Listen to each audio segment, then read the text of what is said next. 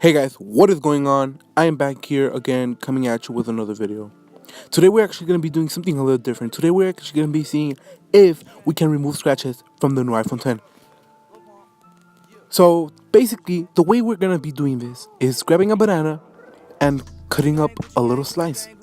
With that little slice we're going to rub it in to the metal, which is the stainless steel of this iPod, which is surprisingly very resistant.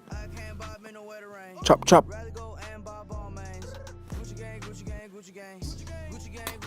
Bam! There we go. And another cut. Right there. So here it is. Here's your simulated iPhone 10. I have an iPod Classic right here. Just grab a piece of banana, rub it in circles is recommended, of course. Oh, it's out of focus, guys. Out of focus. Anyways, you're gonna keep rubbing it in circles and circles. Luckily it doesn't have a camera, or else the residue would have gone in. So let's see, there it is, nice and disgusting looking.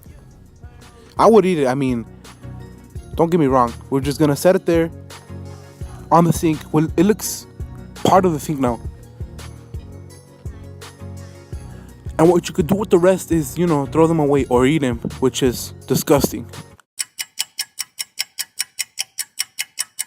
Alright, it's been 15 minutes, guys. I'm gonna grab my toilet paper right here. And yeah, grab your iPod. Clean off all of the residue, all the disgustingness. So delicious. Just playing with the... So yeah, there it is. I'm gonna get the sides as well. The sides aren't really affected as much as the back. Because back in the day, we actually used to show off our products. And yeah, can you believe this iPod didn't have speakers? Be grateful for the technology that you have today, kids.